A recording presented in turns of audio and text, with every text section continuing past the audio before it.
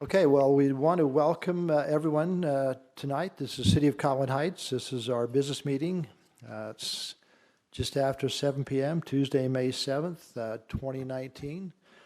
Again, we welcome everyone.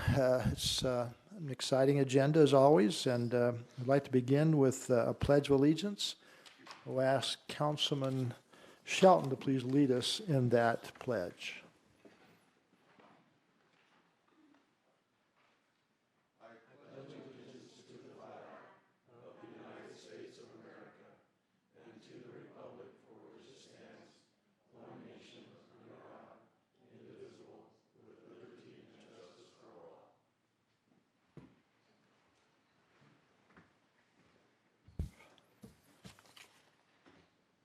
Thank you, Councilman. Following the agenda, we'll now take public comment, and we'll begin with Ellen Burrell. Is that right? Ellen?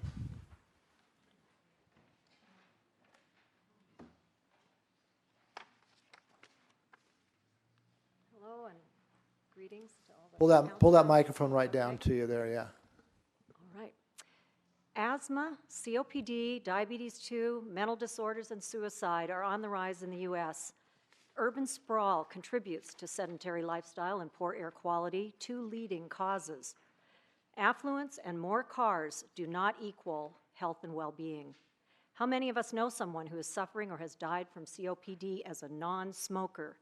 Is this the future we want? Many of us attended the April 9th UDOT open house and gave extensive input. After attending the Central Wasatch Committee meeting yesterday, in which UDOT seemed to dismiss the citizen input, I urged the Cottonwood Heights City Council to request a qualitative and quantitative report of that meeting. And now, firstly, finalizing the Cottonwood Heights Master Plan as soon as possible to use this as an influential tool with UDOT, UTA, Sandy and Draper cities, Salt Lake County, and the state legislature. Secondly, emphasize collaborating with nearby cities, UTA and UDOT. 55% of the small particulate and chemical air pollution is attributed to car exhaust. Changing the drive everywhere mentality to active transportation and public transit is something doable given local, county, and state leadership. Let Cottonwood Heights be a leader in this area. Thirdly, fewer cars on the road. Currently, public transit in Cottonwood Heights only serves downtown commuters and those traveling east-west on Fort Union. Viable public transit is inexpensive, late into the night, year-round, and frequent. Travel to a third-world country, and many buses deliver frequent, flexible, numerous, and inexpensive transit. UTA's fleet of $800,000 apiece large buses has not built a viable public transportation system. Making more lanes on Wasatch Boulevard will only encourage more private cars. Fourthly, make sure the Intermodal Center at the mouth of Big Cottonwood Canyon is promoted as a canyons recreation access point year-round. It is not in Cottonwood Heights' best interest if Sandy and Draper commuters drive northeast to access this Intermodal Center or I-215 en route to downtown, the University of Utah, or Park City. They need to see Highland Drive, 1300 East, I-15, Trax, and Front Runner as their north-south routes. Don't facilitate city councils to continue to approve housing tract downzoning and variance applications like we saw with Giverny, and now with tonight's Little Cottonwood Mouth project. Isolated from shops, services, and schools, these housing tracts are encouraged when more car lanes and parking lots are added within our city. And lastly, I am opposed to scenario 3 of the draft that features recreation villages along Wasatch Boulevard. Put this infrastructure money into smaller, more numerous, frequent, and inexpensive public buses that deliver residents and recreational enthusiasts around town and to some of the best hiking and skiing on earth. Thank you. Thank you, Ellen. I'd be happy to leave this with Oh, we'd love it for the record. Okay. Appreciate it.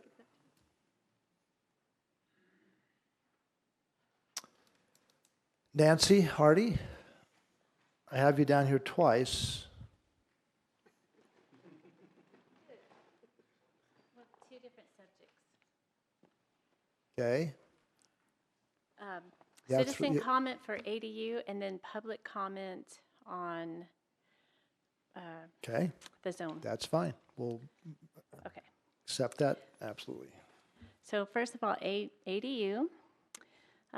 Probably not saying anything I haven't said over the last year and a half, but in case anybody forgot. I think the ADU should be voted no based on the draft that I was just looking at. It's the same draft that's over a year old, and there's been feedback and great ideas since that draft over a year ago, and none of them have been implemented. So, and also other cities have restrictions on the ADU, except for Cottonwood Heights. They have floor space, percentage of house, number of bedrooms, conditional use permits in place. I think restrictions should be in place first and then can be reevaluated down the road and loosen it up if need be. But we're the city between the canyons. Holiday is to the north. They do not allow them. Their planning department told me that the residents aren't interested in this point, at this point. Sandy to the south, they have conditional use permit. They have occupants must either be related to property owners or a maximum of 2 unrelated people. So they're looking at our location by the mountains, and we're different than other cities. And also, what is the enforcement policy? It should be in place before it's adopted, and it should be clear. And what are the implications if the ADU does not meet the safety standards that the ADU is required? They should just be laid out and followed. Some cities have ADU enforcement department, not the police, because it's less expensive and a larger resource. And the police will get involved if a problem becomes escalated. And speaking of police, I just have a question, and maybe Chief Russo knows the answer. Can police enforce things as they're driving to work or leaving work, or if they notice something that's wasn't called in as somebody's parked here for more than 24 hours, or somebody's not following some law, but can they issue a citation just if they notice something, or does it have to be called in?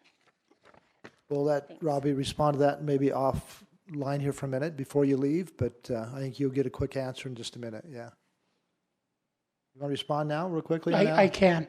Yeah, that's pretty obvious. Yeah. All police officers have statewide jurisdiction. They don't just have jurisdiction within the municipality or their county. We can write tickets or enforce the law on anything that occurs in our presence or any felony that we're aware of anywhere in the state. I can go to St. George and write a traffic ticket, and nothing has to be called in. We can observe it. So either way, yeah, thanks. But I think the question she was referring, just in driving through our neighborhoods, if you see something, it doesn't have to be a complaint for you to take action.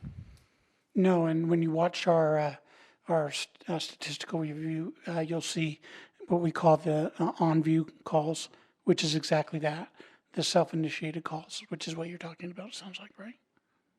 Okay. Robert Jacobs, come on up. Hello, everyone. My name is Robert Jacobs. First of all, I just wanted to thank everybody involved in the fire rework of the map. It was very impressive. I contacted people one day, and the next day there was a fire marshal at my house to look and see what I was talking about, and I think they kind of were happy to be there. Well, we're pleased as well, and I think, fire restrictions are a high priority of the city based upon what happened here a couple of years ago, so if we want more the merrier of areas restricted. Yeah. And Mike just told me that they did do the changes we were kind of talking about, so I was very happy with that. The other thing is I just want to thank that YouTube channel of the meetings is just fantastic. I don't know how many people know about it, but you should put something in somewhere to let everybody know about it. I mean, We have, and we'll do it fantastic. again, yeah. The main thing I wanted to talk about, though, was ADUs. Nancy covered almost all the things I was going to talk about. But I guess I would just say that the ordinance, the way it's written, there's just too many problems. It allows, in my opinion, for a single-family home to be turned into a duplex. And granted, that's the worst case. You know, it was kind of sold as a grandmother apartment concept. And that's not the way the ordinance reads. When you read it, it says another family in the house. That's two families in a house. That's a duplex. And nobody would let a person build a duplex in the middle of an R1 zone neighborhood. The other things we talked about was all the things with parking. There's an instance in our city where somebody talked about 8 people living in a house, 4 upstairs, 4 downstairs, and they each had a car. One of them had 2 cars. That's 9 cars in that one house, which this ordinance would allow. And it just doesn't seem right. Like Nancy pointed out, there's a lot of ADU discussions going on in other cities. And we need to incorporate some of those ideas into our ordinance. And I would recommend that we vote this down, start the process again, and build a good ordinance for our city. I guess that's it. Okay, well, thank you, Robert. The Appreciate only you. other thing I would say is I know some people have talked about recusing. And as Tim said, you know, there's only so many burners on the stove. This one's taken one of the burners. Let's get it off the burner and start the process again if that's what we want to do. Maybe even wait till our new general plan's adopted before we try to look at what we want to do with ADUs. So I would encourage people that are thinking about recusing themselves to vote and get the thing off the burner for now. Thank you. Thank you, Robert. Okay, 3D Halbeck.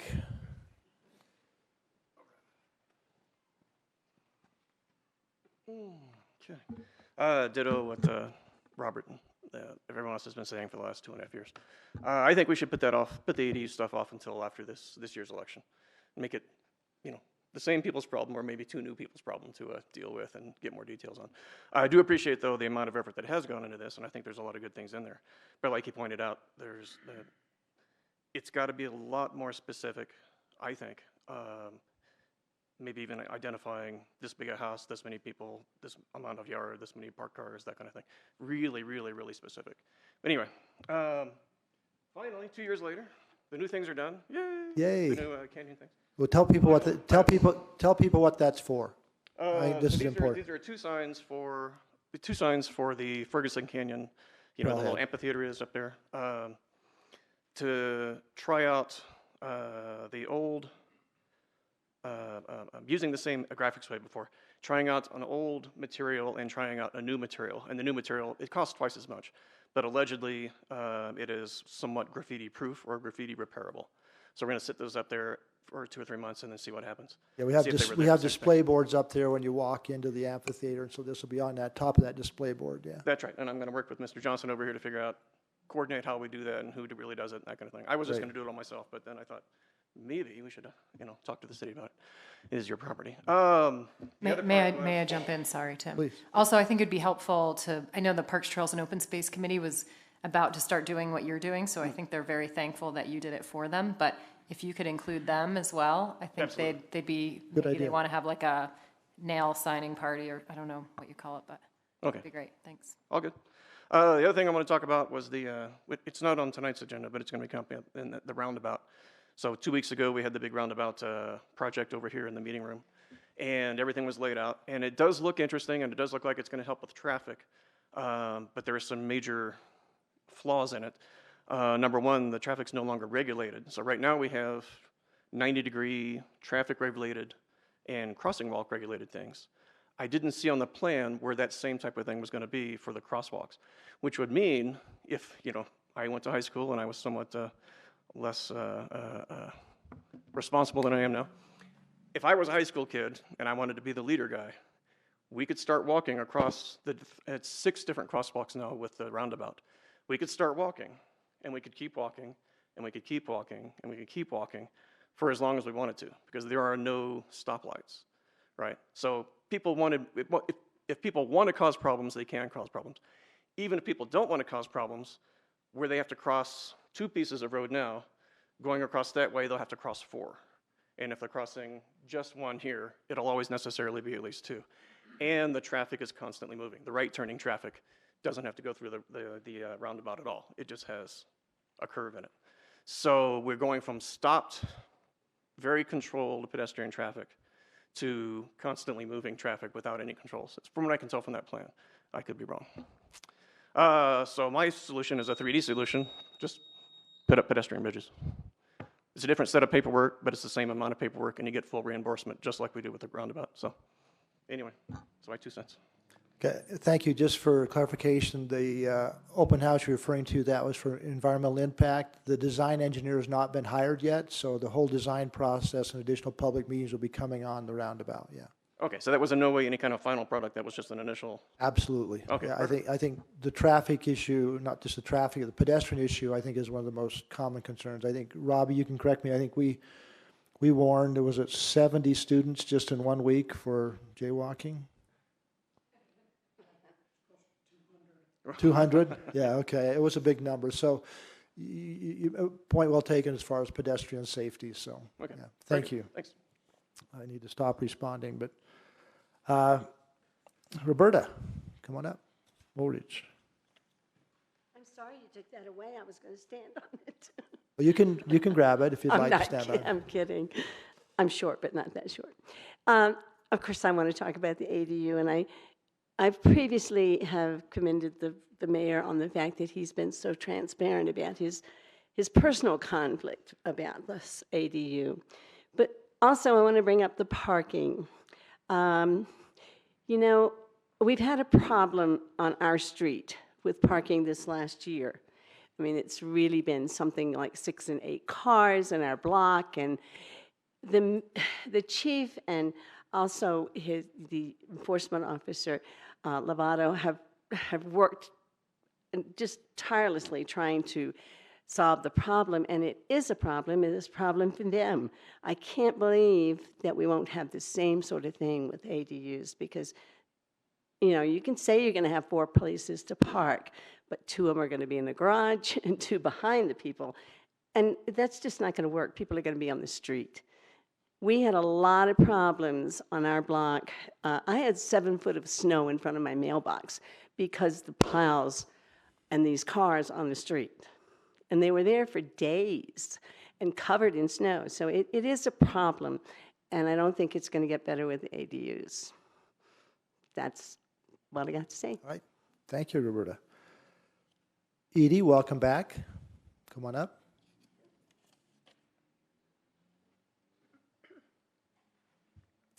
Well, ADU is still twirling in my head.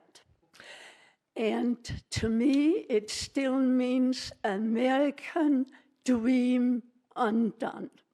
You don't move second families into an R1 home, and you don't change the status of an R1 home that people buy into with the idea to live in a pristine neighborhood. It is socialism, and let me tell you how. My brother had visited me here, and he was blown away with what we have. Okay, I was home visiting with him. He and his wife bought a fairly small villa on a large lot close to a little lake that they could look out over. The place had a second story, and a day before I came home, a family drew up in front of their house in an old truck, and they had a few mattresses, 3 children, and other belongings. And they told, the city housing told us you have a place available. And my brother died and said, no, it's already taken. I was staying there. And then after they left, he looks at me. You just saw socialism. You are so lucky where you live. He says, I pay rent every month of an apartment in my own home to have it stay empty. If I don't do it, I will have another truck with a family pulling up and say, the city told you you had an apartment empty. This is what we can risk if we start on ADU and get into socialism. I just appreciate your people so much and how long you have worked on this thing that have had me up in the air for a couple of years. I'm a very independent person. I came here as a young and single girl that lost everything I owned, and I mean everything except a carry-on suitcase. 5 months after that, somebody tried to kill me, strangle me up at the LDS hospital. Yes, I love this country, and I just hope you will all appreciate it, that you will realize there is a place for everybody. And when somebody owns something, you don't take it away from them to give it to somebody else. Thank you. Thank you, Edie. Now, Leanne, do you want to speak in citizen comments, or do you want to speak on one of the during public comment? A comment now? All right, come on up.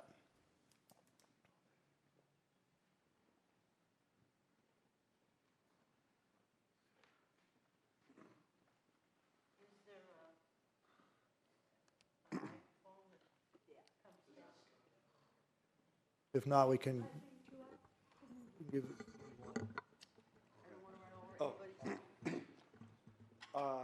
We want to use this one over here. Here, Lee. Yeah, come over here. We can see also. Yeah. See each other, Yeah. and please don't count getting settled against my time.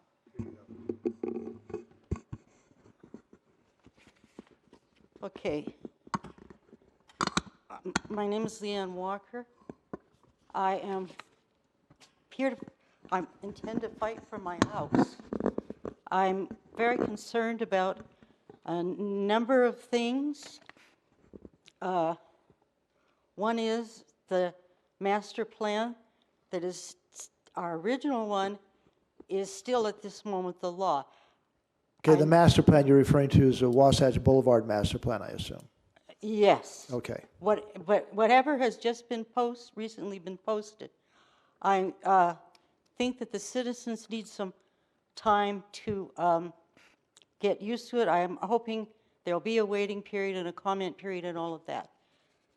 I would like to tell you, my house is, my view from my living room is now the post out there for the high T intersection, and I'm afraid of losing my house. And that house is worth more to me than is understandable. It's carrying a whole lot of debt, and I wouldn't be able to get into anything with as much debt as I have. So there's the value of the house, and there's the debt, which is more than when I bought it, because I was forced by disability into an unexpected and early retirement, and things have happened. The next, the house was perfect, and it's adapted. I've got ramps, I have inside and out, I have got a track overhead. The steel apparatus thing was $10,000 not installed, and they've drilled through the ceiling to the rafters, and they've got a big steel whatever up there that holds it up, and the track, and this green sling that can come around and pick me out of my waterbed. My back is so fragile. Any kind of jiggling and jolting, even people try to help me get out of bed, has vertebrae chewing up nerves, and in 3 days in an institutional bed, anything that's my doctor 2 in a row have agreed, 30 seconds. I wouldn't survive outside of that house. And I need it for that. And I've got remote stuff, and I need the neighborhood. I need the neighbors because they know me. They have some shifts. They come and help me. Matt comes often because he drives by to Snowbird for his winter job. And before and after work, he stops in and makes sure I'm okay. But that job's over. And he's gone another one. He's going to. I need the help in the neighborhood. And I can't get out and start over somewhere and create another network like I have.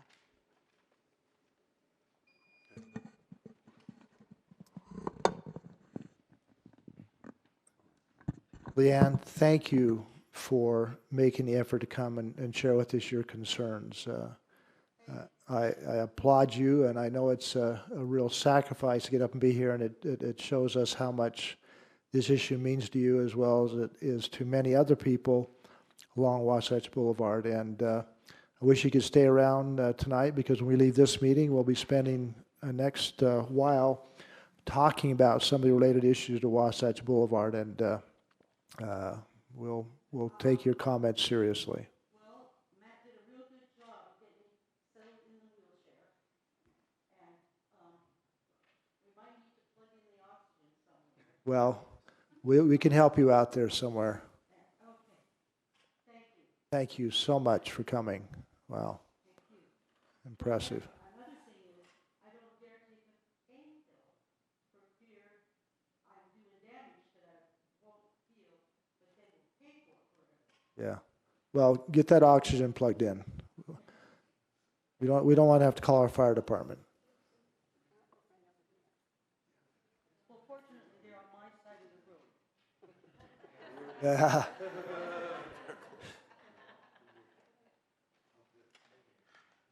All right.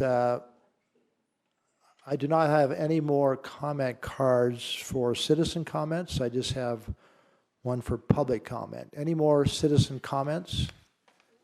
I'd like to take a moment and just recognize another guest in the audience. We have Representative Marie Polson here, who is a representative for most of Cottonwood Heights. So Marie, thank you for coming by and listening to what our constituents have to say. All right, next item on the agenda is public comment regarding items. And Tim, how do I handle? Do we want to do each one at a time, or have public comment on all three?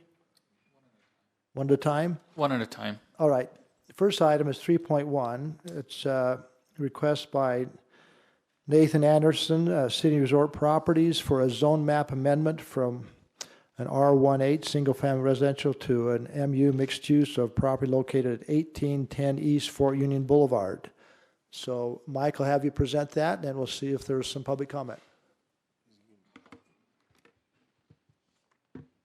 That's what I'm thinking. Yeah. We'll do presentation, public comment, presentation, public comment. We'll do each one individually. Yeah. Unless somebody objects to that. I'm easy.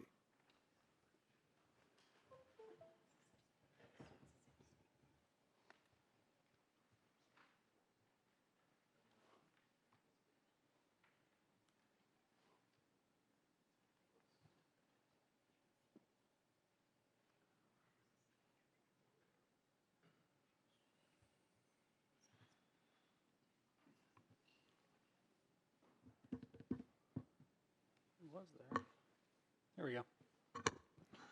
Thank you, Mayor and Council. This first proposal, this is project ZMA 19001.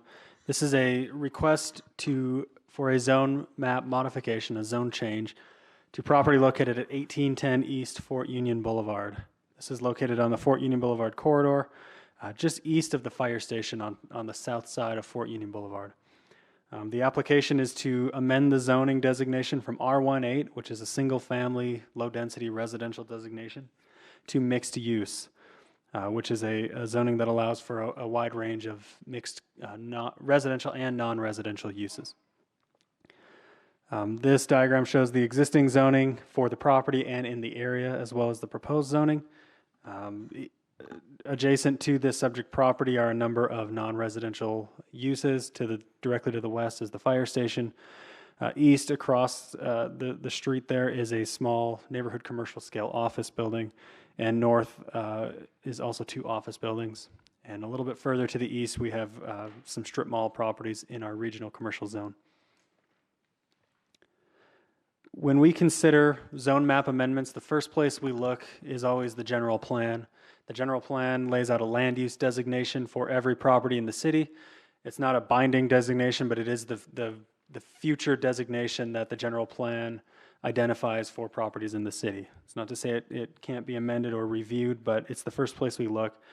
And for this subject property, the general plan and the land use designation is identified as mixed use on this property and on other properties fronting the Fort Union Boulevard corridor. What this means is we have a general plan and a Fort Union Boulevard master plan that envision a mixed-use type of redevelopment for these residential properties along Fort Union. The property, like I said, is roughly half an acre. The existing home is set back from the property line, but there is quite a deep lot there. Because of the compatibility with the Fort Union Boulevard master plan and the city's general plan land use map, staff has recommended approval of this proposed zone map amendment. This has been taken initially for formal public hearing in front of the Planning Commission. We received no comments at the Planning Commission meeting, and I forgot to update this slide, but the Planning Commission recommended approval of this item unanimously. Thank you, Mike. We'd now like to invite any public comment on this application. Anyone from the public like to comment? Robert, come on up. Hi, my name's Robert Jacobs. I actually attended the planning meeting. The reason I didn't comment there is because I wasn't sure. But I went back and checked, and that whole area is a PDD. And I'm thinking, I don't have a problem with being mixed use, but why aren't we how are we ever going to have a PDD on Fort Union Boulevard if we keep doing these piecemeal zoning changes? Why don't we make that part of make it a PDD application and start building the PDD on Fort, if there's going to be one? Yeah. Now, I know I guess there's a problem with the size. Exactly. But maybe what we need to do is change the PDD ordinance then. Because otherwise, how are we ever going to develop Fort Union Boulevard as a PDD? I mean, these seem like perfect building blocks to start with. If we have a plan, a PDD vision for Fort Union, why don't we start implementing it with these properties? This is just a hearing. I don't know. Is it worthwhile tabling this for a while and seeing if it's possible to start a PDD implementation on Fort Union Boulevard? What's our vision for Fort Union? Is it going to be a commuter road, or is it going to be a walkable, pedestrian-friendly, bicycle venue? We hope so. Mike, any comments on how this applies to the PDD? My response, the PDD is a development tool. It's an option. The PDD is also, and I just looked it up, it applies for properties in the Tier 3 zones, which this would be 1 acre or larger. Yeah. So it wouldn't apply necessarily to this one, and where we have the fire station nearby, that we're a little constrained here. Additionally, the Tier 3 area in the Plan Development District, for the additional process that's required and the approval time, there aren't actually any development benefits or incentives on the other end. So I don't, without modifying the PDD ordinance, don't envision a Tier 3 PDD being utilized when the mixed use ordinance is a more straightforward process. And actually the PDD and the mixed use ordinance both incentivize buildings fronting the street with a pedestrian environment setting. This is also located in the city's Gateway Overlay District, which requires an extra level of architectural and design scrutiny. So in these corridor areas, it's my opinion that the mixed use and the PDD ultimately can achieve something similar. It's when we get to the larger nodes along Fort Union and the gravel pit where the PDD becomes a little more But of a different process. have a vision for that? Our vision for the Fort Union corridor is designated in the Fort Union Boulevard Master Plan, and it's a mixed-use, pedestrian-friendly corridor. That's a master plan. Any policies in that plan or recommendations can be incorporated into development review, not only in the PDD, but in any new development in any zone. All right, thank you, Robert. Appreciate it. I left a handout for everybody there to look at. It was an article from the Yes. Salt Lake Tribune. Yeah. That had some really good ideas, I thought. All right, any further comment? Nancy, come on up.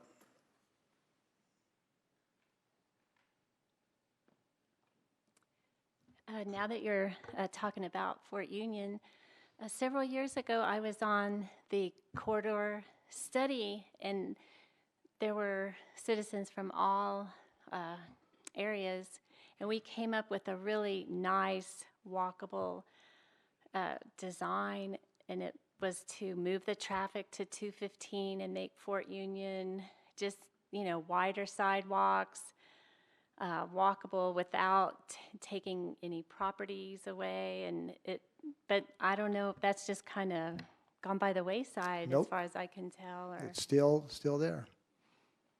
is there a plan for that Well, at some point, or? there's Fort Union Master Plan, yeah. There's steps to that. And there'll be some things coming on in the future with that area even further up. When you see Hillside Plaza and that stuff, we have things coming forward as far as we want to, again, people think we're not sensitive to the walkability, the connectivity, the active transportation. That is still on there, but we just have to keep taking it step by step. But I don't want to get into a big dialogue, but appreciate your comments. Any more comments on this application?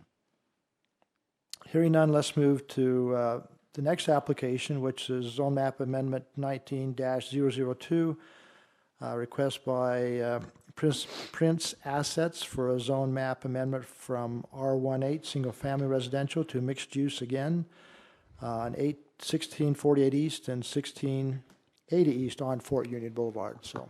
Thank you. This is just down the road to the west. This is a very similar scenario in terms of current zoning and general plan land use designation, so I won't go too much into that again. The subject property is circled in red on this presentation. It's 2 properties. They total, again, roughly half an acre. There are 2 additional properties on the corner there that were rezoned, I believe, 2 years ago from R18 to mixed use. So the existing zoning on the corner 2 properties are mixed use. Again, the general plan for this area envisions a mixed use land use designation. And as you can see, there has been previous property right in the adjacent area zoned mixed use. We anticipate all 4 of these properties to be consolidated and developed in some sort of cohesive manner. And as we reviewed it, a PDD technically could apply here if so chosen. But in either sense, we feel that the mixed use helps us achieve the city's general plan and Fort Union master plan goals more appropriately than a mix of single family and mixed use. The added benefit is if these 4 properties are developed together, it allows us better control over access management and conflict points in and out of this property. Again, that I recall, we received no public comments on this at the Planning Commission level. And my newer slideshow must have got deleted. The Planning Commission recommended approval 4-0. Thank you, Mike. We'll open up public comment on this additional application, number 19-002. Any further public comment on this particular application? Eric, come on up. Hello, Council. I'm surprised that there was no recorded comment because I made a comment on one of these 2 applications. It was a refreshing idea to actually be looking at real mixed-use development rather than what we were going through with the Walsh Farm. Anyway, during the Planning Commission, one of the comments was from one of the developers from these properties was that they would actually love to actually have some kind of a green bike program right in front of the property, blah, you know, et cetera, et cetera. I would like to actually ask the council to actually start looking into creating bike lanes along Fort Union Boulevard as soon as possible. There's enough room for lane dieting and creating the infrastructure there to actually support the vision of these entrepreneurs that are actually creating these mixed-use buildings. So with nothing more to do, I support these ideas. Thank you very much. Thank you, Eric. Any further public comment on this application? Okay, we saved the best for last. The next application is the Zone Map Amendment 19-003. This is the Spain property. It's a zone map amendment for the general plan land use map, changing from residential rural low density to just plain residential low density. It's on 3662 East and 3742 East and 3804 East on North Little Cottonwood Canyon Road. Mike? Thank you again. This is a requested zone map amendment, but this also includes a general plan land use designation amendment as well for 3 properties at the addresses listed there. This provides a context. This is towards the far southeast end of our city, south of SR 210, I believe, North Little Cottonwood Road, and then east of the city's Wasatch Boulevard, so kind of in that wedge triangle area there. This diagram on the screen right now shows the subject property requested for zone change in red. There's also a property highlighted in yellow. That is property owned by the same owner, anticipated to be developed in unison with the subject property. But the property in yellow already has a zoning designation of R115 and a land use designation of residential low density. And the request of R115 means residential single family. Any lot is required to be a minimum of 15,000 square feet. That's roughly a third of an acre, a little bit more.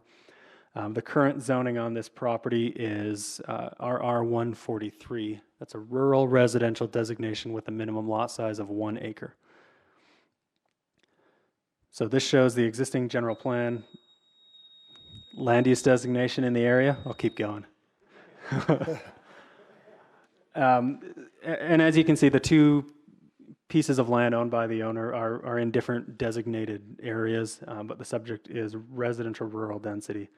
To the north and even north of the adjacent property is residential low density designation. And the zone map shows a similar division of current zoning.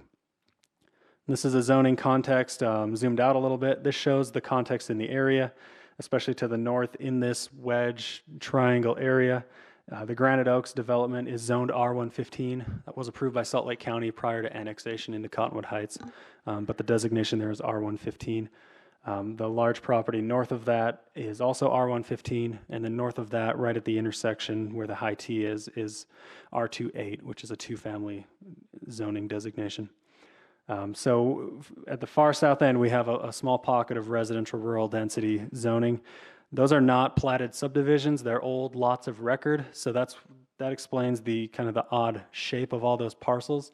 On their own, many of them would not be developable without lot line adjustments, consolidations, and moving of lot lines to make those standard parcels under current zoning and under proposed zoning.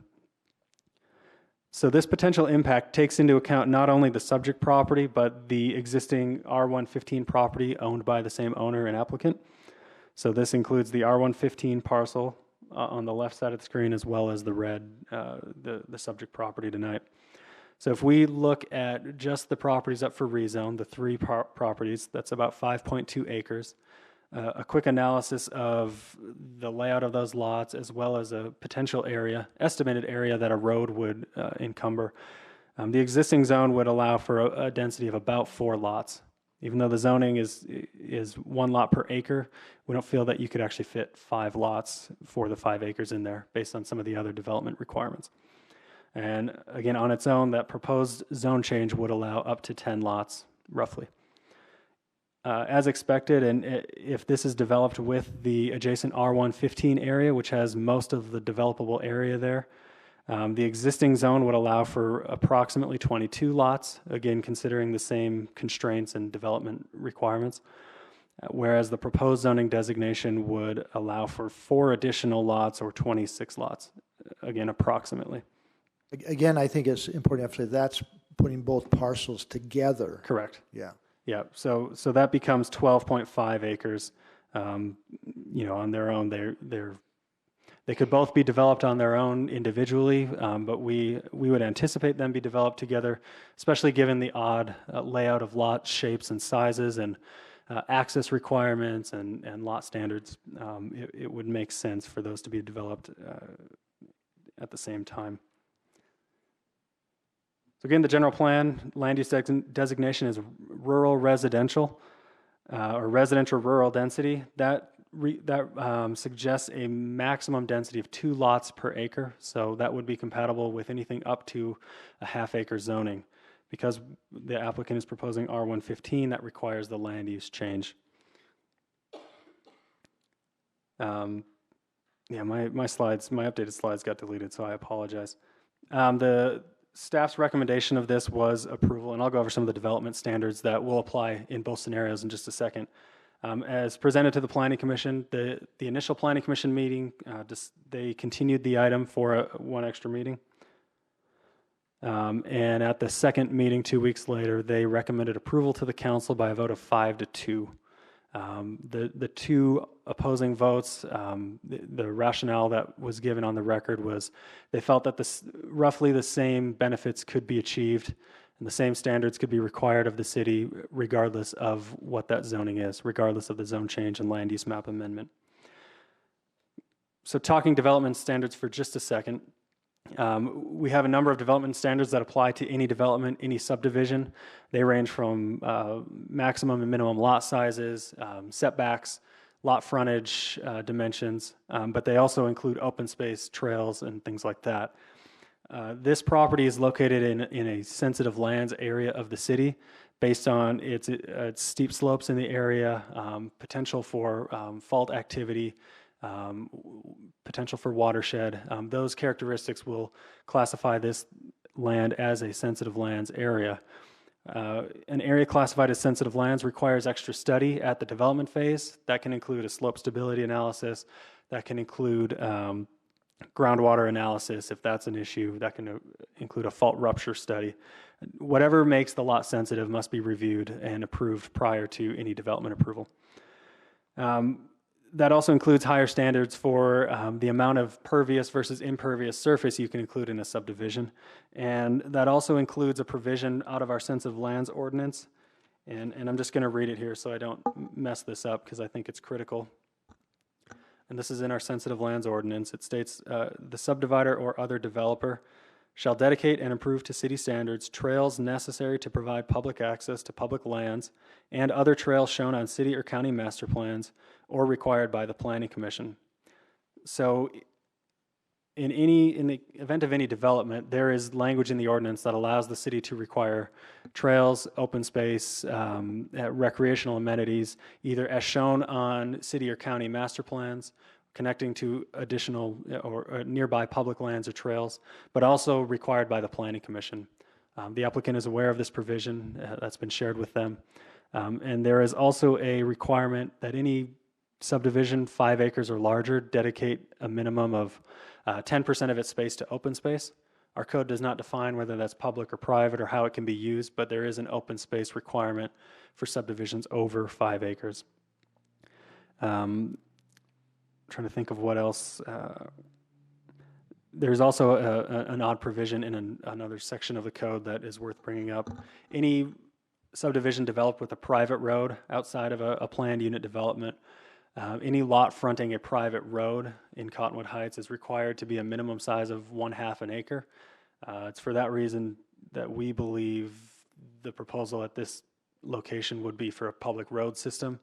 There are public road standards that are going to apply. That's a requisite amount of travel surface, curb gutter, park strip, sidewalk on both sides.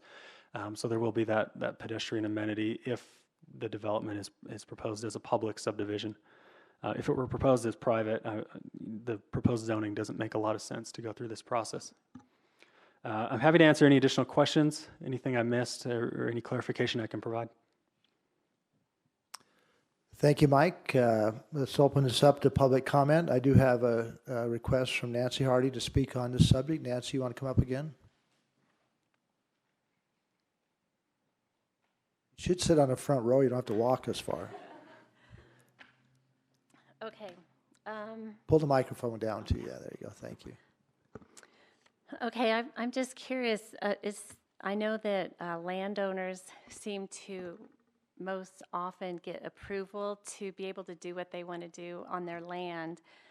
But that always appears that Cottonwood Heights cares more about the new people versus the people that already live here. And then it changes why the existing people chose to move here.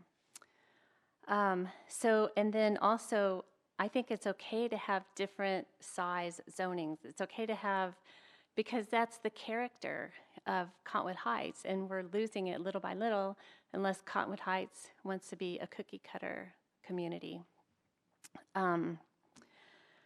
And also, before development and increased zoning gets approved, does Cottonwood Heights keep in mind the infrastructure to avoid the overcrowding of roads, schools, services, et cetera? Because if things get overcrowded, then it's no fun for anybody.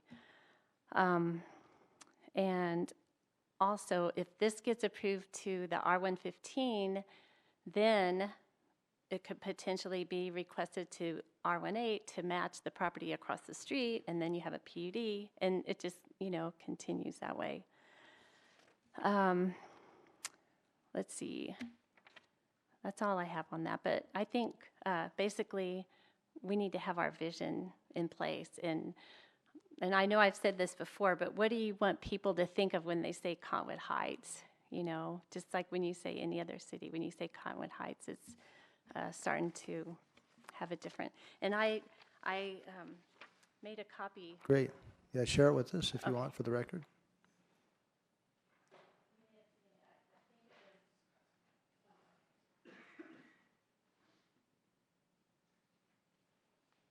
Thank you, Nancy. Any more public comments on this application? Come on up, Eric. Yeah.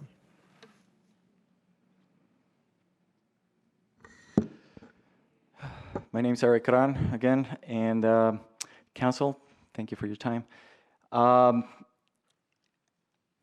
keep looking at this, and this is, land use plan amendment. If we keep planning for urban sprawl, filling it up, this is not walkable. This is car dependent. Currently, we are going through that EIS issue with UDOT and regarding Wasatch Boulevard. I think that everybody that lives around this area is aware of the problems that we already have on how we're going to address it. We have no idea what the final result is going to be on that. And yet we're doing a land use amendment or considering a land use amendment that would actually increase. And even if it's an increase by one property, that's an increase of additional car loads that are going to be dependent on those cars to be driving.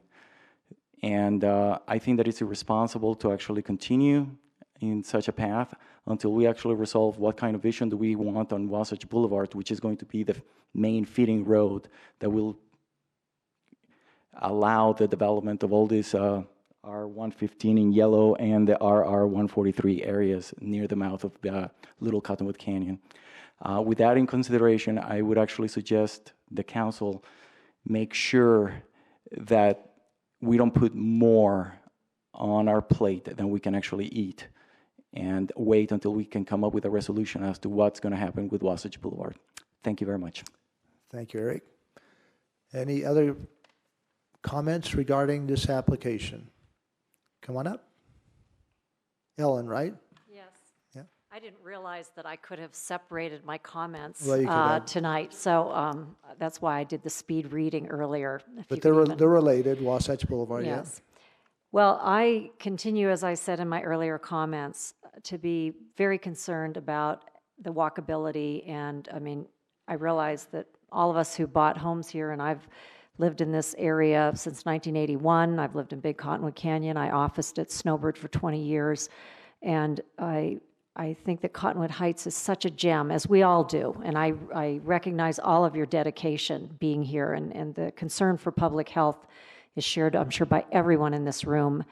And I think that a criteria of looking at these additional housing projects, if they don't meet the standards of the ability to bicycle or walk for children to get to school, and if they don't have shops and services that are within walking distance, then they should be denied. I mean, I realize property owners are anxious to realize profits on their properties, but to give variances or down zoning, I'm strongly against that, and I just want to go on the record that I hope that you will really consider preserving this gem that we have by denying applications that seek higher density.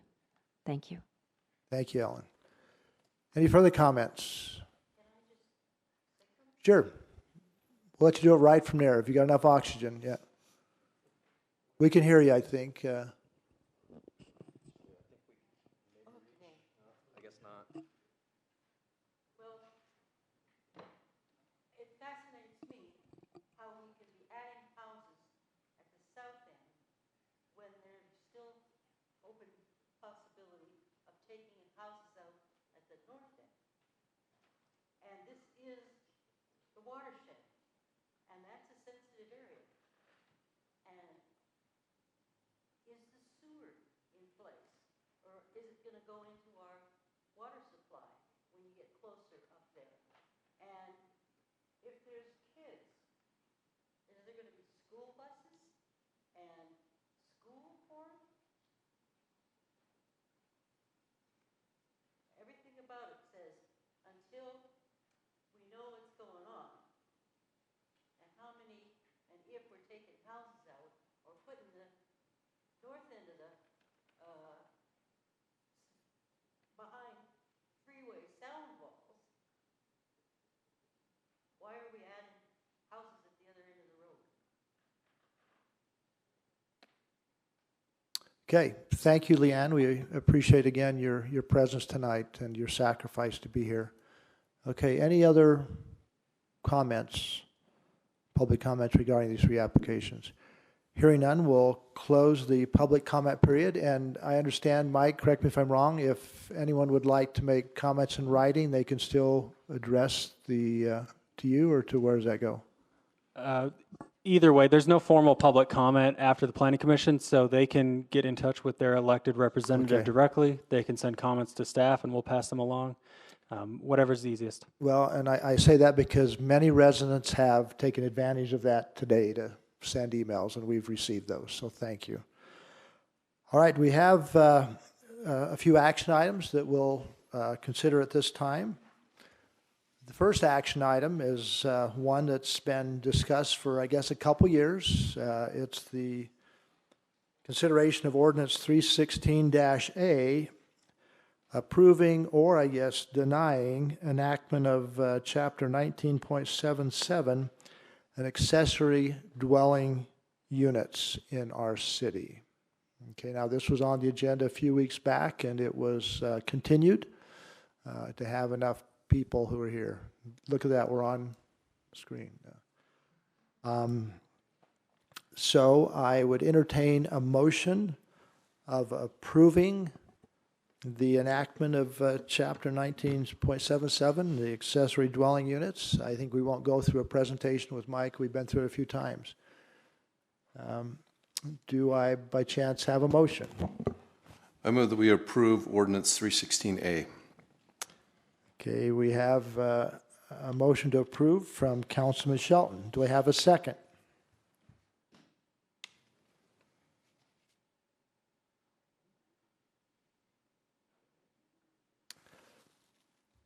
Not hearing a second, I would entertain a motion to deny the enactment of Chapter 19.77, accessory dwelling units.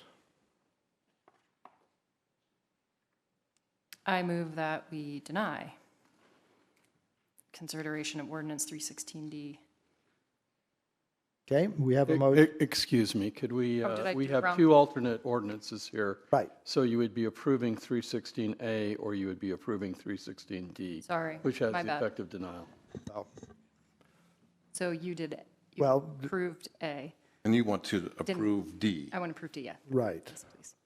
So we did not have a second on 316-A, so I considered a motion to deny, which is 316.D. And so we have a motion before us to deny, which is considering ordination 316D. So we have a motion by Councilmember Michael. Do I have a second?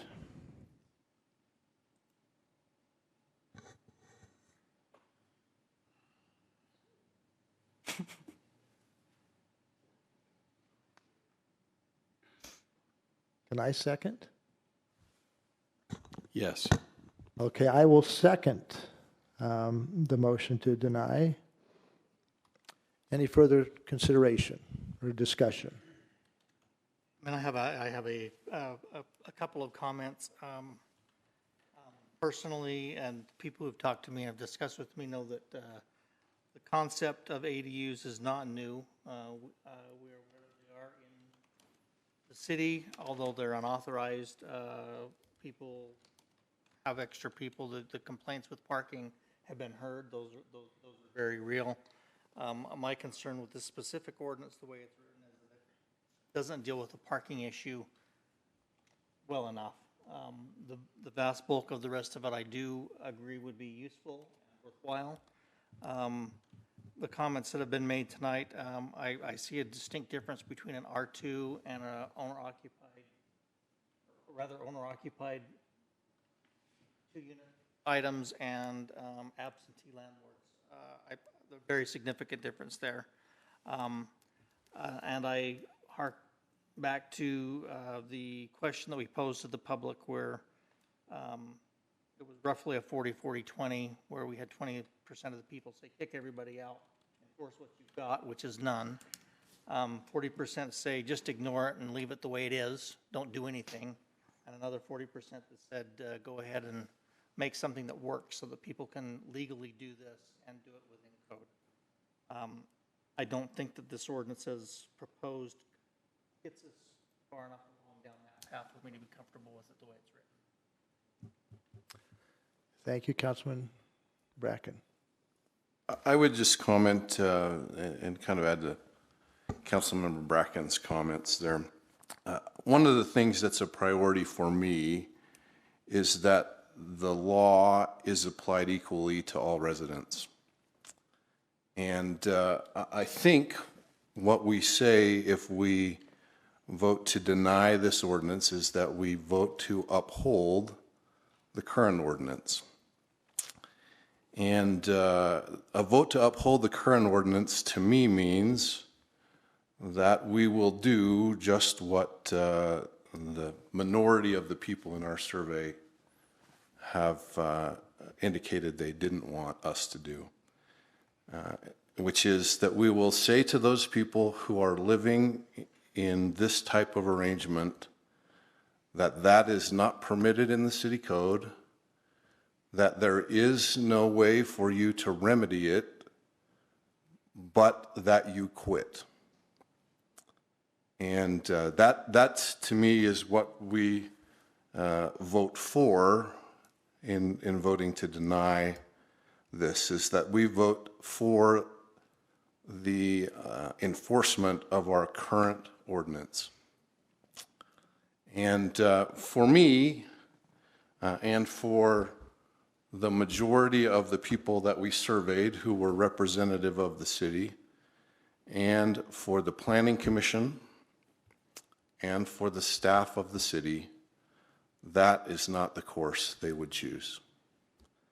And so to vote to deny is to reject a long process to the Planning Commission, is to reject the thinking of our city manager and city staff, some of whom have more experience with these ADUs than all of the rest of us. And so that's why I am not in favor of rejecting.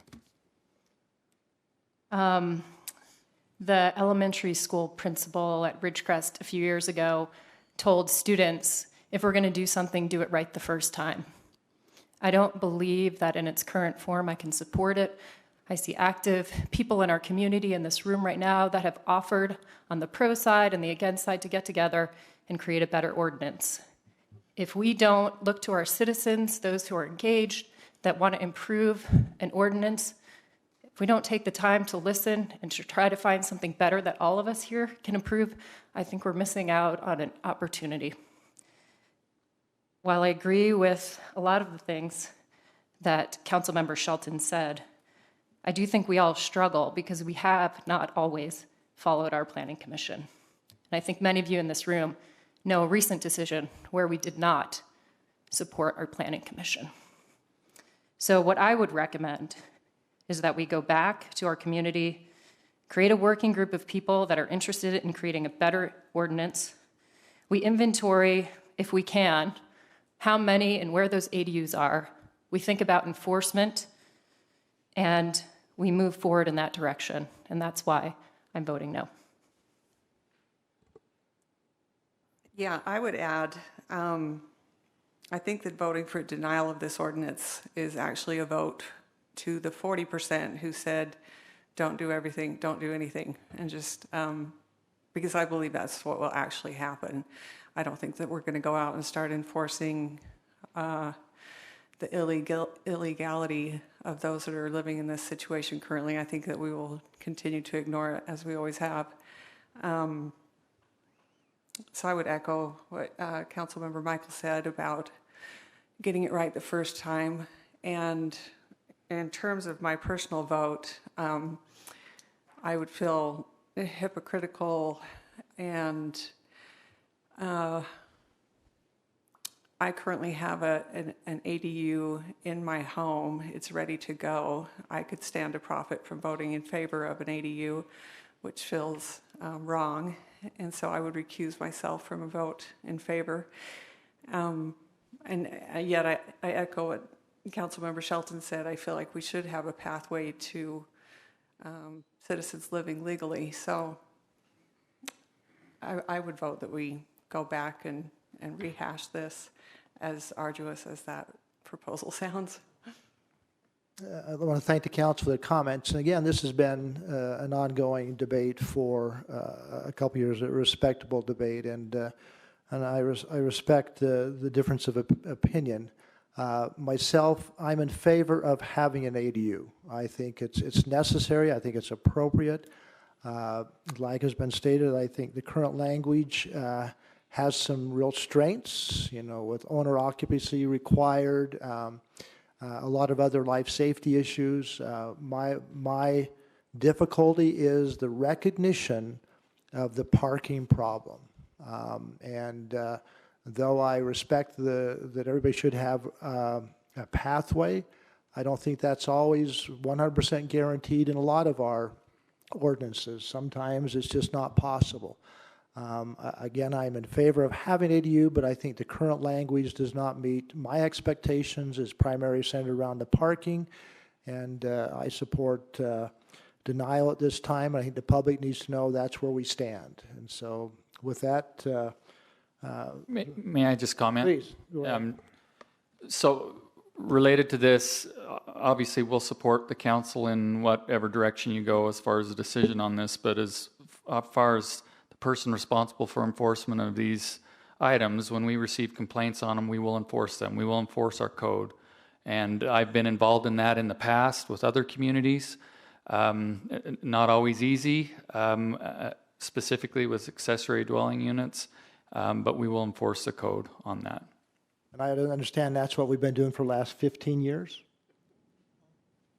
No. Well, I mean... If there's a complaint, we will... if there's a complaint, it's the same as it's the current status. But you're right, they're not currently permitted, and if there's a complaint, we are forced to enforce it. Yeah. Okay, it's a tough one, but that's where we are. With any other comments from the council? Yeah, I mean, if we're going to put together a group to do this, what we probably need to do is get some solid input from each and all of the council members so that we can come to some sort of consensus. It's kind of been difficult to move forward because there's been a lack of definitive communication, at least in my opinion. Okay, well, we'll send it back to the mayor and the city manager, and we'll put something on the agenda at appropriate time to pursue this going forward. And any other comments? Okay, we'll call for the vote. Councilmember Michael. Again, what this motion is voting, motion is to deny. No, it's to approve ordinance 316D, which denies. Right, okay, so if you're voting yes, you're voting to deny it. Correct. Sorry, yes. Okay, Council Michael is yes. Councilmember Bruce. Can you come back to me? I can come back to you. Councilmember Bracken. Yes. Councilmember Shelton. No. Councilmember Bruce. I'll recuse myself. And I will vote yes.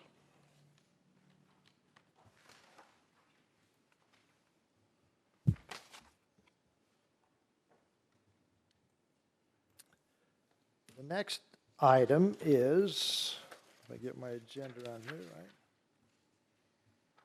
Is consideration of Resolution 2019-25, adopting a tentative budget for the period of July 1, 2019 through June 30th, 2020. And we've asked our city's finance director to take just a moment and present that to us.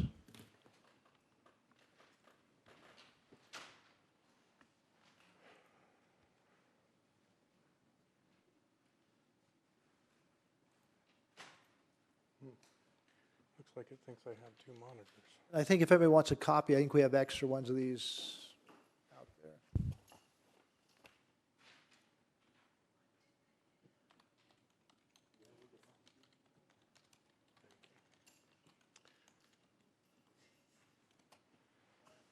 Okay, so copies of these will be available soon on our website, and if you need a copy of that, I have a small handful of them today, I think about 5, that I can make available, and then, but they will be available online or I can email them to you. If you give me your email address, then I can get them to you. But they will be available on our, they are right now? Yeah, on the Utah Public Notice website. Oh, on the State of Utah Public Notice website, it is available right now. Anyhow, but so this is what the cover looks like. There's a narrative that I'll go over really quickly. The city has 4 funds. We have a general fund, a capital projects fund, a debt service fund, and a CDRA fund. And so those are the 4 funds. The primary fund that we operate out of is our general fund, and that's where a lot of my comments will focus here tonight. Here, I'll make this a little bit bigger. All right, so early projections of our beginning fund balance are that we would have a ending fund balance for the current budget year of about $3,929,000, is highlighted there in that area. We are required by city ordinance and again by accounting rules to reserve certain funds. By city ordinance, 6% of our fund balance needs to be reserved at $1,191,000 and also $485,000 for accrued sick and PTO and vacation. That leaves about $2,253,000 available for appropriation. Next, I'm going to go into the revenues that we receive. Property taxes, we're projecting right now a growth of $55,000. And let me just say, we do not yet have our certified tax rates. Those will be available approximately June 8th, which will be make them available for us on our June 18th city council meeting in order to be able to adopt that. At that point in time, it will we'll definitively know what the new growth is. This is an estimate, sorry, based on my my estimate at this point in time. And new growth in property taxes is only available from new actual growth that's built. So like a finished basement or a house that's built or a business that's built or what have you. Not by appreciation of value of any property. Sales taxes, we're projecting an increase of $109,000.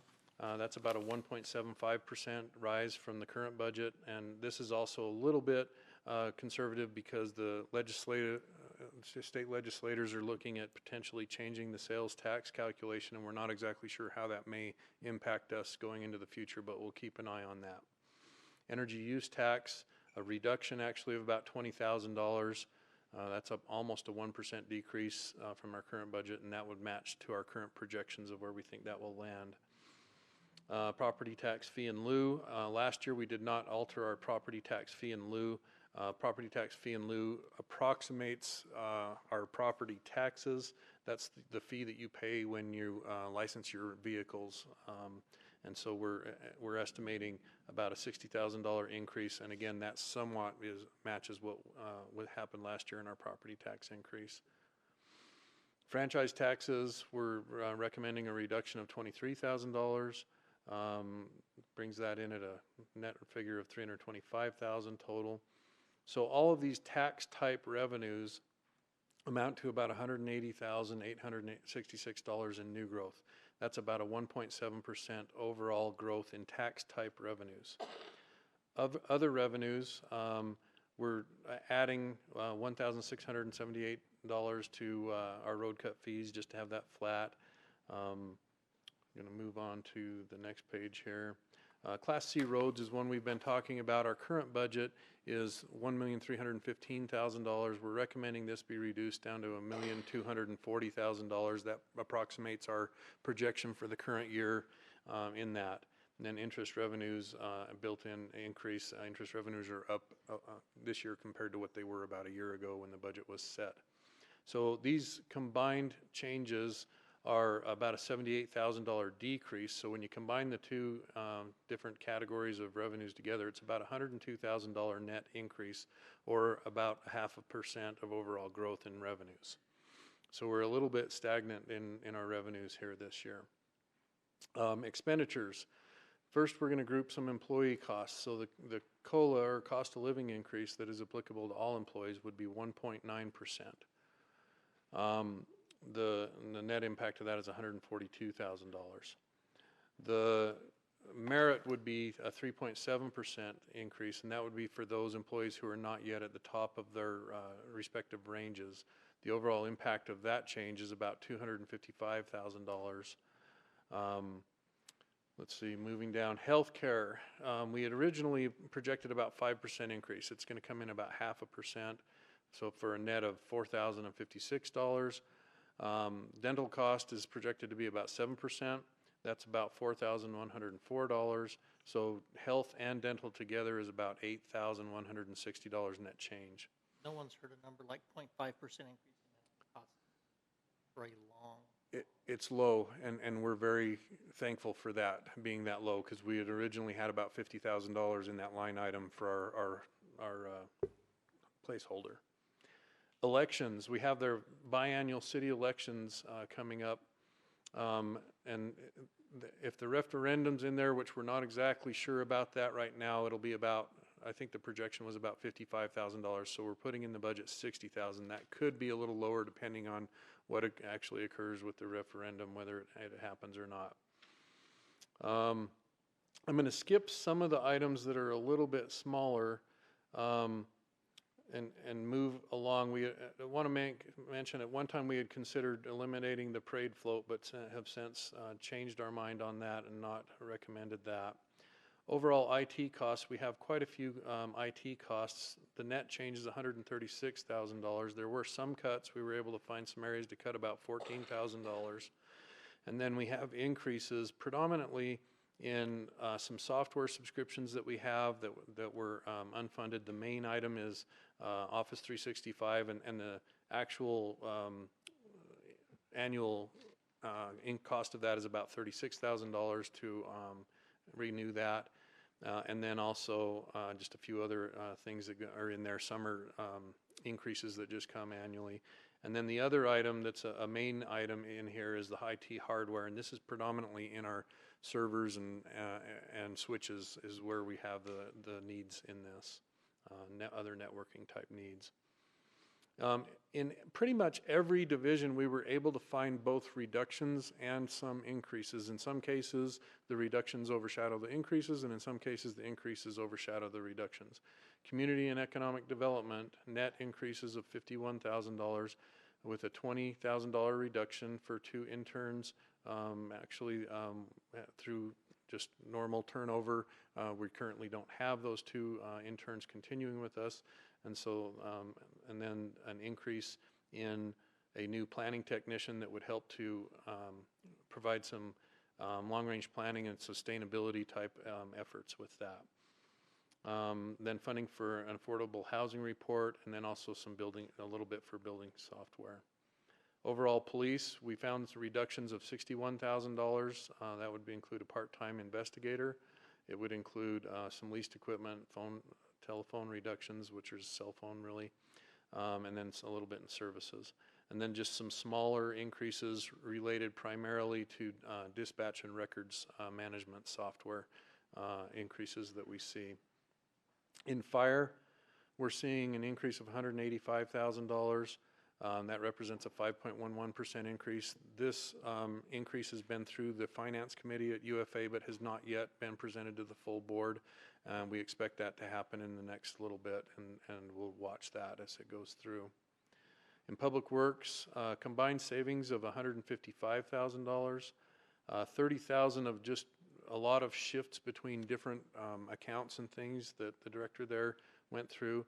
And then the main item here is eliminating our city engineering contract for $285,000, adding a city employee engineer plus some cost for some engineering services when we need those. When you combine that all together, it's a net savings of $125,000. There's also some transfers around in the general fund. So Capital Projects Fund would be recipient of $1,232,000 for various public works capital projects. And then the Debt Service Fund gets $1.8 million, and that's made up of land and buildings for $1,126,000, police vehicles for $426,000, and public works vehicles for $310,000. So the overall impacts on the general fund is a use of just under $600,000 of fund balance. And this is somewhat in line with our other projections from when the budget was adopted last year. It was estimated to be about $695,000, so roughly $100,000 less than that. And then, let's see, so our ending fund balance would be approximately $331,000 before any underexpend. That represents 16.8% of the revenues included in our budget. So based on city ordinance of requiring 6%, that would mean that we would need to have $1,193,000 reserved for that, and then about $485,000 of PTO and vacation, compensated absences. So we would have about $1,653,000 available to appropriate at the end of June 2020. Going on to the Capital Improvements Fund, beginning fund balance that's available for appropriation is $884,000. Overall, in capital or in public works, there's $2,060,000 of recommended funding, $1,650,000 for street type funding, $117,000 for sidewalk projects, $292,000 for stormwater projects, and one of those is to update our stormwater master plan and facilities updates so that we can truly get a handle on exactly what the needs are with our stormwater needs going out into the future. Trails projects of $2 million. Now on this, we are not on the hook for $2 million of funding. For the Bonneville Shoreline Trail project, total funding is $1,650,000. However, $1,500,000 is coming from Salt Lake City. So the net cost to us is $150,000 on that. Ferguson Canyon parking required is a required match of $125,000 on that. We're not sure exactly the timing on that one. And then East Jordan Canal Trail funding of $225,000. However, we'll receive $200,000 in funding from the state of Utah for that. So net funding is $25,000 to the city on that one. Revenues that come into this fund from county funds that come by way of Senate Bill 136, we get $600,000. Again, I already rehearsed these other items. And then we're going to use impact fees of $92,500 for the stormwater plan that we have there.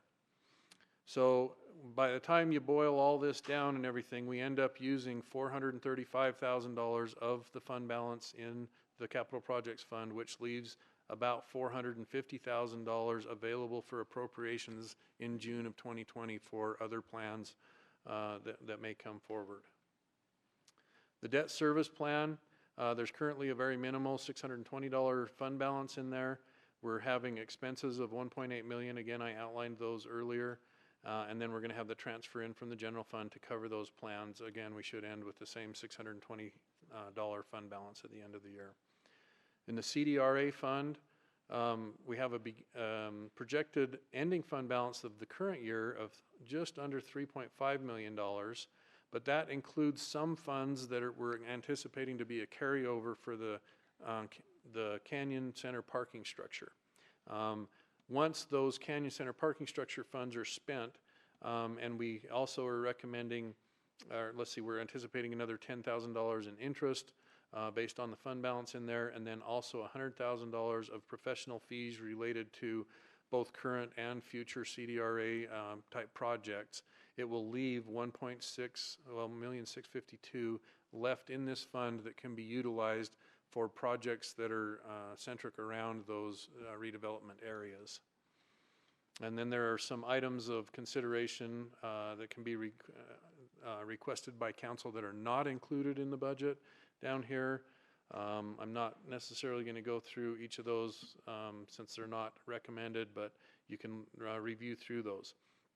Just for everybody's understanding, there are fund summaries for each fund. So the general fund is here. It extends for 4 pages. So down at the bottom, it will say general fund, page 1 of 4. So it starts out with the beginning fund balance. So up here in yellow is our anticipated beginning fund balance. So this column here was the proposed, and both of these 2 columns here are the tentative. They're just kind of displayed 2 different ways, but the net is the same. And it shows the net revenues of $19,886,000. Sorry, in these areas you can see that. And then you go down, there's no other sources of revenue, so that's $19,886,000. And then you see the expenditures by different categories. We got mayor, council, planning, legislative committees, so on and so forth. You can go down there. So the net expenditures recommended are $17,387,000. And then there are transfers out of $3,096,000. So that means that our net expenditures and transfers out are $20,483,000, and that's where you get that usage of $597,000 in our general fund. So that ends the general fund, and then you go into the capital projects fund. You see the beginning fund balance here is higher because there's a reserve in there of about 800, and it'll be on the second page of this. It's 800 and some thousand, and I can't remember the total amount, but we'll see that in just a second. Then you see the revenues, $600,000 here for the revenue from the county, $92,000 that we're going to be utilizing from storm fee impact fees, and then $1.7 million for revenues that will come in for the trails projects. Then there's the transfer in from the general fund for the projects, so $3,625,000 of revenues, if you will, and or transfers in that will come into this. And then by project, you can kind of go through and you can see the different projects as you run down through there. So $4,060,000 of expenditures leaves an ending fund balance of $1,443,000, and this is where I was talking $805,000 of the fund balance is restricted for bond payments in here that we transfer around and utilize for different things. And then that leaves $449,000, if I can get it to highlight the right number, available for appropriation at the end of the budget year there. And then going down here to our debt service fund, you can see $620,000 or $620, sorry, is our projected ending fund balance there. And beginning fund balance for next year, $1,863,000 of transfers in. Our net components of our bond expenditures, and so that matches our transfers in. We have a net of $620,000. This is our CDRA fund, and you can see in here beginning fund balance just under 3.5 million. The revenues of the interest, let's see, the expenditures here for professional services related to the different service areas that we're looking at. The remaining funds that are projected right now for the Canyon Center parking, and that will be trued up when we know what exactly was left over. And then that leaves you down to the net of $1,652,000 here that will be available for appropriation at the end of that year. Going beyond that, I'm not going to go through these individually, but it breaks it down between each individual entity, such as mayor, council, legislative bodies, and you can see FTEs that are associated with it. You can see salary and benefits, and this is done for the general fund expenditures only, not for the other funds. So there's some more details. This goes on for 10 pages and gives you some ideas of what's going on with some notes down here that relate to these numbers off to the side so that you can kind of backtrack where the changes are reflected in the budget. But that's kind of in a nutshell what it is. And again, there will be public comment on the 18th of June for this. And I encourage anyone, whether it's staff members, council members, or the general public, whoever, that if there's anything that they notice that needs to be altered or adjusted, please get that communication through to everyone so that we can reflect that if there does need to be any changes, or there are recommended changes, of course, by council that we need to incorporate into the final adopted budget. Scott, thank you for that well-prepared presentation. As a council, we've been through this a couple times. This is a result of many months of efforts, both by our staff and the council. We've created a couple internal committees to deal with benefits and compensation and the other department budget processes. So this is not something that has happened just over the last few weeks. Again, want to emphasize that the public hearing is on June 18th at 7 p.m. Before that time, anyone in the audience would like to make comments or get a copy, they could still do that before that time. And again, on the 18th, we'll have a public hearing. Again, compliments to staff. Anybody would like a copy right now? Scott's showing one that you can grab. Okay, any further comments from the council? Hearing none, I'd entertain a motion for consideration of Resolution 2019-25, adopting a tentative budget and for the fiscal year July 1, 2019 through June 3, 2020, and then also setting a date for the public hearing. Move that we approve Resolution 2019-25. It's been motioned by Councilmember Bracken. Second. Seconded by Councilmember Bruce. Any further question or discussion? Hearing none, I'll call for the vote. Councilmember Shelton. Yes. Councilmember Bracken. Yes. Councilmember Bruce. Yes. Councilmember Michael. Yes. And I will vote yes. The next item is Resolution 2019-26, declaring certain property surplus. This is a computer that is no longer needed in our current structure and organization. Any further discussion on this item? Hearing none, I'd entertain a motion for the approval of this resolution? I move that we approve Resolution 2019-26, declaring certain property surplus. It's been moved by Councilor Michael. Do I have a second? Second. Seconded by Councilmember Shelton. Any further discussion? Hearing none, I'll call for the vote. Councilmember Bracken. Yes. Councilmember Bruce. Yes. Councilmember Michael. Yes. Councilmember Shelton. Yes. And I will vote yes.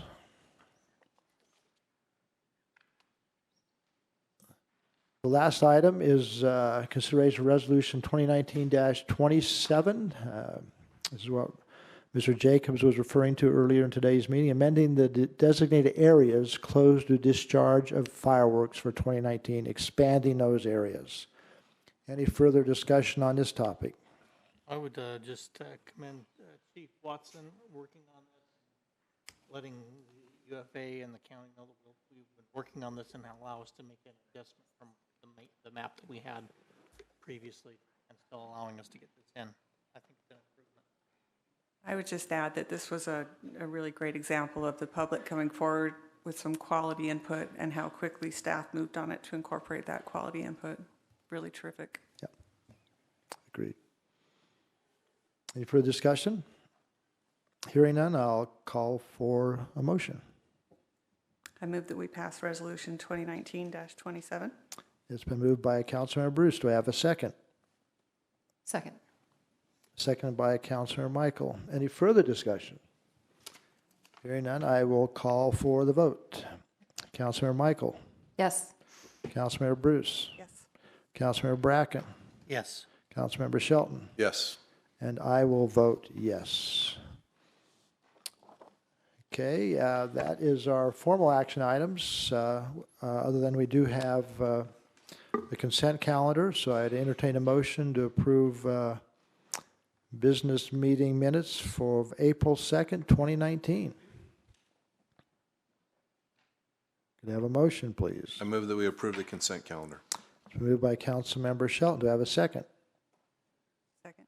Second by Councilmember Bruce. Any further discussion?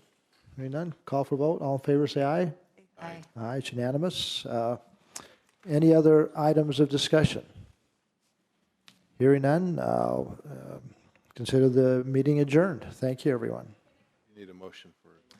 Not technically, but Robert Rules of Orders doesn't require. All right, I take a motion to adjourn. Move that we adjourn back to the work session. It's been moved. Do I have a second? Second. It's been moved by Councilmember Councilmember Bracken, and seconded by Councilmember Bruce. All in favor, say aye. Aye. Aye.